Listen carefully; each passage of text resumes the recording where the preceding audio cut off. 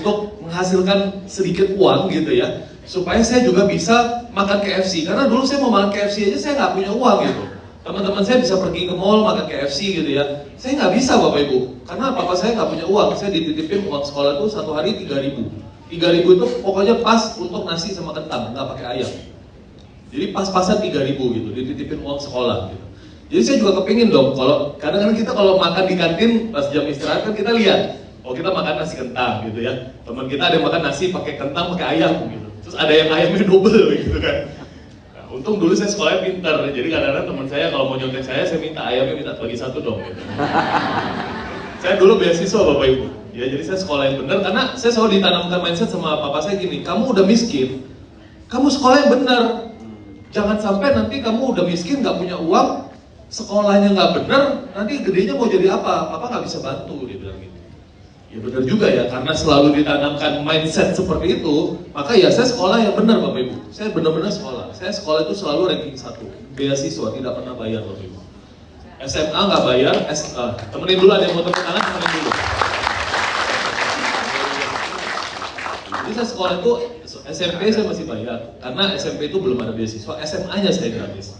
Terus kemudian kuliahnya juga saya gratis, karena kuliah SMA-nya saya berprestasi, kuliahnya. Jadi benar, ini true story Bapak Ibu. Jadi kalau teman-teman saya suka nyontek sama saya, itu saya palakin ayamnya. Ya masa makan nasi kentang terus tiap hari kan bosan kan? Ya mereka bagi satu-satu. Ya kalau yang nyontek sama kita 10 orang kan ya lumayan. Iya kan? 10 potong juga gitu kan. Nah, jadi di SMA itulah saya diperkenalkan ya sama satu bisnis SMP 3, SMA 1 gitu, saya lupa. Diperkenalkan sama satu bisnis yang jual kopi ginseng itu. Saya lihat, wah ini peluang. Peluang yang bisa membuat saya, karena papa saya itu karena miskin Bapak Ibu. Yang diomongin tuh, apalagi kami orang Medan ya. Itu yang diomongin tuh, ya pagi, siang, sore, malam itu duit aja. Nggak ada ngomongin yang lain ya. Orang Medan itu pokoknya pagi, siang, sore, malam kalau duduk sama papa saya ngomonginnya duit terus. Tapi karena dia nggak punya background bisnis yang kuat, dia pun nggak bisa ngajarin saya tentang bisnis. Dia cuma berharap saya sekolah yang tinggi, dapat tamat sekolah, kerja sama orang, punya pekerjaan yang oke, ya udah gitu. Jadi mindset yang diajarkan seperti itu. Nah untungnya Bapak Ibu, saya kenal bisnis seperti ini umur 16 tahun. Saya nggak punya uang, saya tahu kondisi papa saya nggak punya uang, dan ini true story. Waktu papa saya mau kuliahin saya Bapak Ibu, dia sampai jual ban mobilnya dia untuk mau kuliahin saya, karena dia nggak tahu saya dapat beasiswa gitu. Tapi kan dia udah harus prepare kan, karena kan dia takut kalau misalnya nanti nggak dapat beasiswa, karena yang dapat itu cuma satu orang loh, yang bisa dari sekian ratus murid, yang bisa free itu cuma satu orang gitu. Dia tahu saya ranking, tapi kan nggak yakin kalau misalnya saya ranking 1, kalau ranking 2 bagaimana, kalau ranking 3 bagaimana. Jadi sebelum mau sekolahin saya itu dia sampai jual ban mobilnya dia Bapak Ibu. Dia jual ban mobilnya dia untuk prepare gitu. Untuk prepare saya bisa kuliah gitu. Ke saudara dia jual ban mobil. Terus saudara saya menolak lagi. Dia bilang janganlah, ban mobil lu udah agak botak kayak gitu. Wah dia sampai sakit banget, dia bilang, papa kalau ingat itu papa tuh sakit hati banget gitu. Mau jual ban mobil untuk kamu kuliah, ke saudara aja, saudara masih bisa komen, bannya udah tipis katanya gitu, nggak mau beli dia. Ya, jadi saya dengar itu pun, wah saya sekolah tambah rajin kan, sekolah tambah rajin nih, biar gimana caranya supaya beasiswa. Akhirnya beasiswa Bapak Ibu. Sekolah masuk kuliah nggak bayar. Bapak saya tuh seneng gitu, karena waktu itu kami dikasih hadiah TV, dikasih hadiah TV, sama dikasih hadiah apa lagi, satu lagi gitu. Terus ya guru-gurunya mintalah di depan orang tua murid yang lain gitu ya, Pak, anak Bapak beasiswa dapat sekolah kuliah gratis di UBM, Universitas Bunda Mulia. Kemudian dapat TV, kemudian dapat apa, AC atau apa gitu. Terus guru-gurunya minta di depan orang tua murid kan, TV sama AC-nya boleh nggak sumbangin ke ruang guru gitu. Ya itu dimintanya depan orang tua murid banyak, ya nggak mungkin dong bilang nggak boleh kan. Padahal papa saya juga mungkin butuh TV gitu ya di rumahnya. Akhirnya dikasih TV-nya gitu. Nah anyway Bapak Ibu, saya beruntung karena papa saya itu selalu menanamkan mindset, kamu hidup di dunia ini mesti punya uang. Kalau nggak punya uang nanti kayak papa sengsara. Mau ke saudara lihat ban mobil aja, mau jual aja dia nggak mau terima katanya gitu. Kamu kalau nggak ada uang nggak ada yang bisa bantu kamu di dunia ini. Papa juga nggak bisa bantu. Jadi kamu mesti sekolah yang tinggi, sekolah yang tinggi, sekolah yang tinggi. Kerja sama orang habis itu. Nah, untungnya, saya dikenalkan bisnis seperti ini umur 16 tahun, saya jalankan bisnisnya, saya kan ada mentor juga, seperti Mami Inge, ada mentor, saya misalnya. Saya pun punya mentor kan, di bisnis itu kan. Nah, mentor saya itulah yang membuka pikiran saya, bahwa kamu sekolah boleh, sekolah yang pintar boleh, tapi yang paling penting di dalam dunia ini, kamu harus bernetworking. Berapa Bapak Ibu? Networking. Bernetworking. Ya, itu bahasa Batak. Bahasa Indonesia adalah berjaringan, berteman, berkawan. Karena rezeki itu kadang-kadang bukan datang dari saudara atau orang tua, tapi rezeki itu rata-rata datangnya dari kawan, dari teman. Kata mentor saya, setelah saya pikir-pikir, bener juga ya. Saya mau kuliah aja, rezekinya nggak ada dari saudara saya. Papa saya nggak ada uang, juga nggak ada yang tolongin. Tapi ini ada orang nggak tahu dari mana, tawarin saya peluang bisnis seperti begini, yang saya bisa jual produknya ke teman-teman sekolah saya, dan saya bisa langsung menghasilkan uang. Bener juga ya. Rezeki ini ternyata datangnya dari networking. Dari temenin dulu Bu Eva mau sampai kanan. Walaupun saya tahu banyak di Indonesia saudara yang masih baik, yang masih mau bantu, tapi rata-rata Anda lihat ya, kalau kita udah nggak punya uang, yang bantu kita tuh ujung-ujungnya nanti somehow yang kasih kita peluang bisnis itu teman kita, Bapak Ibu. Yes. Betul? Ada yang pernah merasa nggak? Apa cuma saya aja? Ada ya? Nah, maka dari itu kadang-kadang kalau teman kita ngundang atau ngajak kita satu peluang, kita nggak boleh suzon, Bapak Ibu. Kita nggak boleh negative thinking. Karena Anda pernah dengar red card theory nggak? Ada yang pernah dengar red card theory? Belum. Belum ya? Jadi red card theory ini begini Bapak Ibu. Kalau Anda datang ke tempat ini, tadi kan datang ke sini semua kan, ada yang naik motor, ada yang naik mobil, betul? Siapa yang tadi datang ke sini dan tahu berapa warna mobil merah yang Anda temukan di jalanan? Nggak ngitung. Gak ada yang tahu ya? Gak ada yang tahu, tapi lihat kan? Yakin? Bener. Berapa? Tapi kalau saya rubah pertanyaan saya begini kepada Bapak Ibu. Oke, besok Anda pergi ke satu tempat, kemana aja, ya. Sebelum keluar dari rumah, Anda cari mobil warna merah dan Anda hitung. Setiap mobil merah yang Anda hitung, Anda dapat, saya akan kasih Anda 500.000. Aduh, kan. Oke, sekarang saya rubah nih, saya ngomong seperti itu nih. Kira-kira Bapak Ibu, besok saya jam 6 saya message Anda. Pak, Bu, hari ini berapa banyak mobil merah yang Anda temukan? Anda bisa jawab nggak? Kok bisa? Hah? Ada uangnya? Oh gitu. Ternyata di Bali ini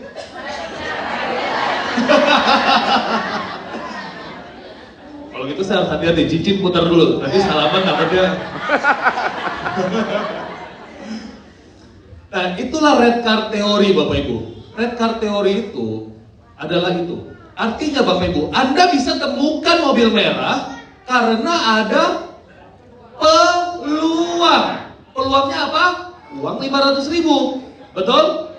Dan Anda looking for an opportunity. Mencari-cari peluang. Betul? Anda mencari-cari mana mobil merahnya ini.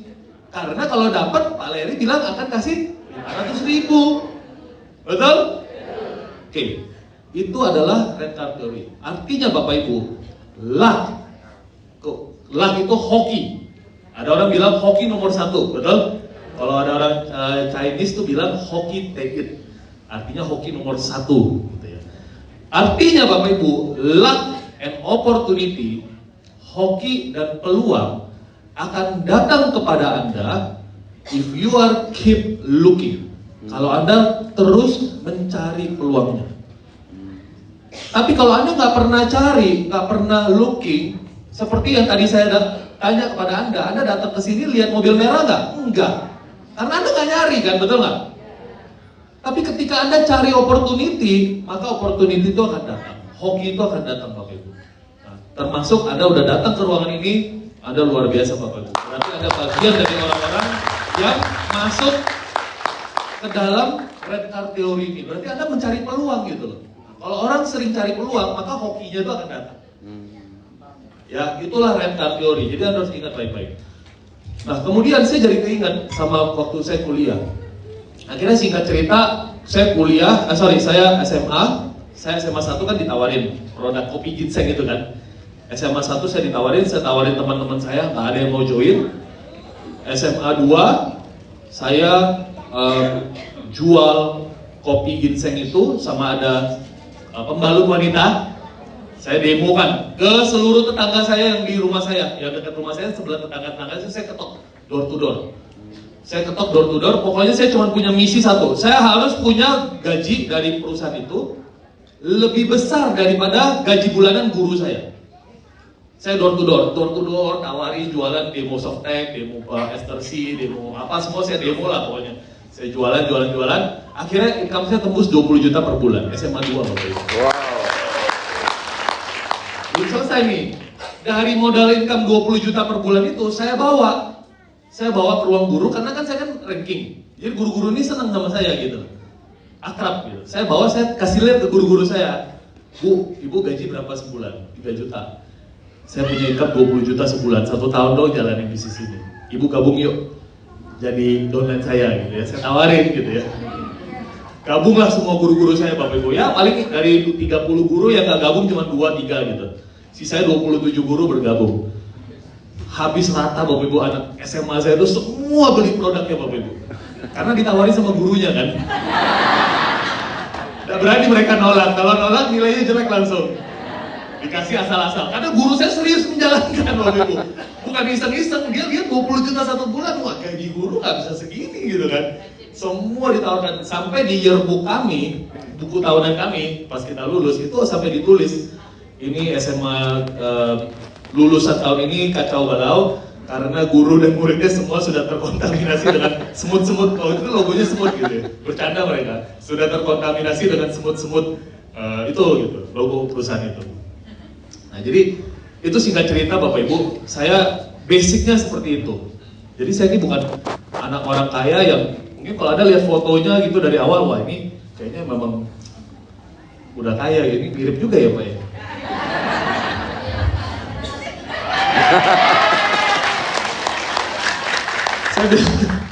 Saya bilang ke Sidra, saya duduk di situ lihat foto saya sendiri tuh aneh gitu.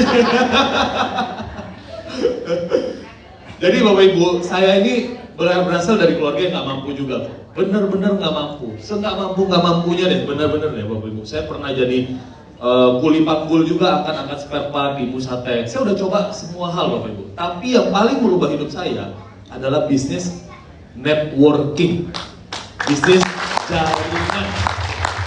Karena dengan berjaringan Bapak Ibu, tambah besar jaringan kita, tambah besar peluang bisnis kita, betul? Percaya nggak percaya, saya punya bisnis bioskop. Asal muasalnya, kalau ditarik-tarik gitu ya, jalurnya ya, dari bisnis ini. Saya punya bisnis properti, kalau ditarik-tarik jalurnya, dari bisnis begini juga. Karena makin banyak kita ketemu orang, contoh ya, saya punya downline misalnya di BioGreen ada 180.000 orang. Bayangin, kalau masing-masing punya teman 2 lagi aja, yang dikenalin ke saya, peluang bisnis saya makin besar nggak? Circle bisnis saya makin besar nggak? Tapi kalau saya hanya kerjakan duduk di kantor, kerja sama orang, kira-kira circle bisnis saya ya itu aja, betul nggak Bapak Ibu?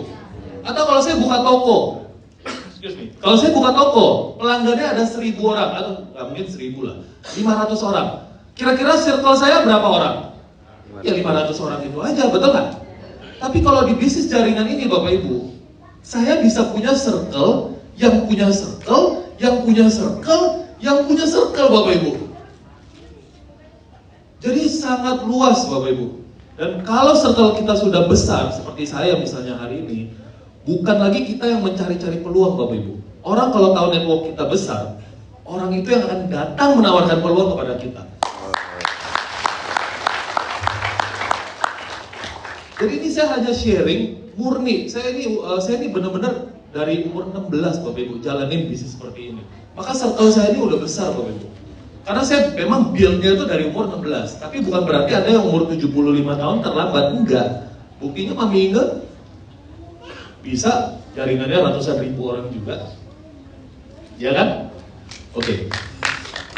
Ini Mami Inge luar biasa ya. Nah, nanti dari Bali, Bapak Ibu Anda punya circle, teman Anda di mana? Di Lombok misalnya, berkembang ke Lombok. Punya teman di Surabaya misalnya, berkembang di Surabaya. Semakin besar network Anda, semakin besar net worth Anda. Network itu adalah kekayaan bersih. Network itu adalah jaringan. Jadi ada istilah dalam bahasa Inggris, the bigger your network, the bigger your net worth. Semakin besar jaringan Anda, semakin besar kekayaan Anda, Bapak Ibu. Amin. Amin.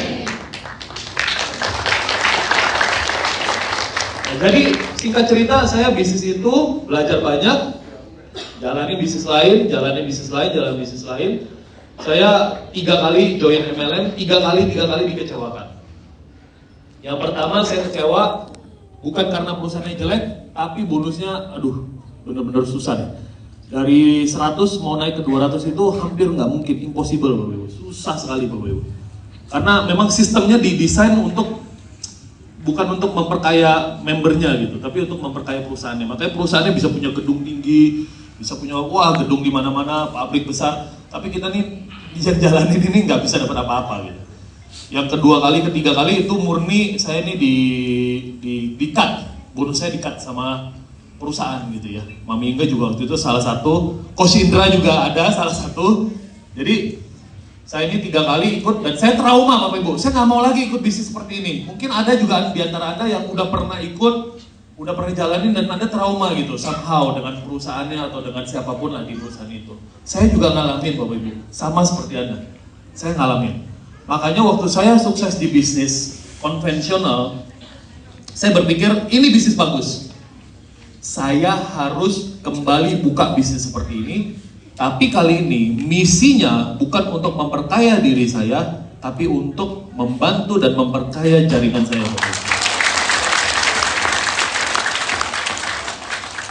Maka kemarin di meeting leader, di meeting di Thailand ya, sama manajemen, sama leader, saya bilang, saya nggak peduli sama uang dari BioGreen Bapak Ibu. Kalau perlu uang ini 100% kembalikan kepada Anda semua. Wow. Saya bikin company ini dengan hati, saya sampai hari ini masih berdiri karena saya punya hati. Dan saya yakin kalau perusahaan dibangun dengan hati, dengan niat yang baik, maka perusahaan ini bisa berkembang Bapak Ibu. Yes. Dan terbukti sudah 10 tahun kami masih di sini Bapak Ibu. Sementara perusahaan lain sudah banyak yang hilang, banyak yang ganti, banyak yang ini itu bikin ulah. Kita masih ada di sini. Kenapa? Karena saya punya bisnis lain kan. Dan sebelum punya BioGreen pun saya udah punya uang. Jadi saya bukan bikin bisnis ini ngomong-ngomongnya mau bantu orang, tapi ujung-ujungnya memperkaya diri saya sendiri Bapak Ibu. Ini enggak, ini beneran udah punya uang bikin BioGreen. Setelah bikin BioGreen masih bikin bisnis yang lain, masih punya uang. Dan hari ini saya udah bilang ke Mami Inge dan ke teman-teman, kalaupun sekarang ini Bapak Ibu, kalau ada hitung payout kami itu saat ini itu di atas 90% Bapak Ibu. Saya hanya ada untung 10%. Tapi kalau 10% dari misalnya 100 miliar per bulan kan besar juga. Kan ada 10 miliar juga per bulan, betul nggak? Saya bilang udah 10 miliar itu kalian ambil aja, bikinlah acara apa kayak bikin cruise kayak bikin apa subsidi. Wow. Gitu. Yes. Anggap company ini milik Anda. Anda jalanin, besarin. Anda happy, Anda senang, Anda sukses. Saya juga happy, saya juga senang. Saya nggak harap uang dari BioGreen Bapak Ibu. Udah 5 tahun juga saya nggak ada ambil apa-apa dari BioGreen. Kan COVID, pandemi, kan kita suntik modal terus, betul nggak? Mau bikin NAD suntik modal, mau bikin apa suntik modal. Saya nggak peduli Bapak Ibu, saya hanya peduli satu, Anda bisa sukses dari bisnis ini. Jadi jangan sampai disia-siakan gitu loh Bapak Ibu. Jangan sampai disia-siakan, karena produknya bagus, leadernya bagus, support system ada Coach Indra, ya kan? Gimana kira-kira? Ownernya single gitu ya. Mungkin ada yang mau dikenalin? Anyway Bapak Ibu, ujung-ujungnya balik lagi ya. Anyway Bapak Ibu, kalau Anda mau sukses, terakhir nih, ya, tetap Anda harus sacrifice something Bapak Ibu. Anda harus korbankan sesuatu. Kayak saya mengorbankan banyak hal Bapak Ibu. Dari belum saya berhasil, saya udah mengorbankan HP saya. HP saya itu saya jual untuk ikut bisnis yang tadi yang kopi ginseng itu 82.500 modalnya. Apa saya nggak mau modalin, saya jual HP Nokia saya untuk join bisnis itu. Nah, akhirnya 82.500 itu balik modal ya, cepet lah. Dan kemudian sudah bergulung sampai hari ini modal saya bisa ngomong di depan ini ya dari bisnis itu kan gitu. Jadi nggak rugi gitu sebenarnya. Tapi ada harga yang harus dibayar. Ada price that you have to pay. Karena sukses itu memang nggak gampang gitu. It's painful gitu. Ini bukan untuk sembarangan orang, nggak sembarangan orang juga bisa sukses gitu. Karena ada harga yang harus dibayar Bapak Ibu. Contoh ya tadi handphone itu saya jual, ya. Kemudian ya misalnya di BioGreen saya juga banyak bakar uang, saya juga banyak invest. Gitu. Korbankan waktu, korbankan pikiran, korbankan tenaga, kadang-kadang ngelayanin drama emak-emak gitu kan. Ada aja selama 10 tahun ini Bapak Ibu. Ya, nggak selesai-selesai gitu. Tapi it's okay gitu loh. This is part of the journey. I enjoy it. Gitu. Tapi nggak semua orang bisa enjoy, betul? Jadi makanya saya mau mengajak Bapak Ibu juga untuk kalau Anda nggak sacrifice apa yang Anda punya, ya, maka Anda nggak akan bisa dapatkan apa yang Anda mau. Apa yang Anda mau yang akan menjadi sacrifice itu sendiri. Gitu. Kalau saya nggak sacrifice handphone saya pada saat itu untuk join CNI, ya saya nggak bisa ngomong di depan. Mana ada sih orang lahir, tiba-tiba bisa ngomong di depan. Coach Indra juga nggak bisa ngomong di depan tadinya, nggak bisa. Jadi kita harus sacrifice. Kita nggak suka pun ya kita harus ngomong gitu. Ini bagian dari tanggung jawab. Ini harus gitu. Paham ya Bapak Ibu ya? Yep. Jadi itu yang terakhir yang saya mau sharing adalah kita harus melakukan pengorbanan Bapak Ibu. Ya salah satunya mungkin misalnya ada produk yang harus dibeli. Anda nggak punya dananya misalnya hari ini, nggak punya segitu misalnya. Ya mungkin akan ada pengorbanan dulu sejenak gitu loh. Tapi kan katanya cinta aja butuh pengorbanan.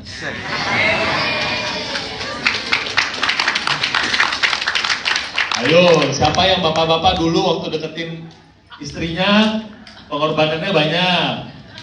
Gajinya dialokasikan dulu sementara atau sampai minjem-minjem untuk bisa menikah. Kan pasti ada, betul nggak? Lah cinta aja perlu pengorbanan. Masa sukses untuk dapat uang nggak perlu pengorbanan? Bohong lah itu, betul? Tinggal kita mau atau enggak berkorban. Kalau saya mau, karena saya tahu saya udah nggak ada pilihan. Dan pengorbanan itu pada akhirnya akan worth it, Bapak Ibu. Tidak akan sia-sia Bapak Ibu pengorbanan Anda. Saya yakin dan percaya Bapak Ibu. Karena Anda udah bergabung, ada di dalam perusahaan yang tepat, leader-leadernya hebat-hebat, ada mentornya juga, nanti Coach Indra juga hebat. Ya, dan saya yakin kalau kita terus punya semangat yang sama di BioGreen, ya, keep looking for an opportunity, saya yakin kita semua nanti Bapak Ibu, Anda semua yang duduk di sini, 6 bulan dari sekarang, nggak usah mimpi besar-besar dulu deh. Saya cuma pengen lihat Anda 6 bulan dari sekarang punya income nggak usah besar-besar dulu deh, ya, 20 juta, 10 juta per bulan dulu deh. Oke nggak Bapak Ibu? Oke. Bisa nggak hidup di Bali dengan 10 juta per bulan? Bisa? Tergantung lifestyle-nya ya. Kalau istri 3 ya nggak bisa. Tapi kalau istrinya 1 ya mungkin masih bisa. Ya 10 nggak usah banyak-banyak lah. 10-20 juta. Nanti setelah itu pelan-pelan naik lagi, pelan-pelan naik lagi. 6 bulan ke depan. Ya, of course modal udah harus pulang ya. Nanti kami akan ajarin caranya, step by step-nya. Kita akan tuntun, kita akan bina. Kita akan bantuin. Oke Bapak Ibu? Oke? Semoga Bapak Ibu kalau Anda lihat saya yang nggak punya apa-apa, nggak lulus kuliah, nggak bisa bahasa Inggris, nggak punya teman saya circle-nya susah semua, papa saya juga bukan dari background bisnis. Kalau saya aja bisa Bapak Ibu, saya yakin Anda semua di ruangan ini pasti juga bisa. Amin. Amin. Oke, tanpa banyak panjang lebar, Bapak Ibu, saya diminta untuk memperkenalkan satu orang yang luar biasa, dan beliaulah yang akan nanti membantu. Karena Anda ketemu saya mungkin hanya di acara besar gitu kan. Tapi untuk teknisnya bagaimana? Di lapangan bagaimana? Caranya bagaimana gitu ya. Nah, ini kita ada support system. Support system ini dibangun supaya kita tuh kayak sekolah. Nggak tiba-tiba dikasih ujian gitu loh. Ada sekolahnya dulu, ada stepnya, diajarin bagaimana caranya. Nah, ini akan membawakan support system ini adalah sahabat saya, kami kenal sudah 14 tahun.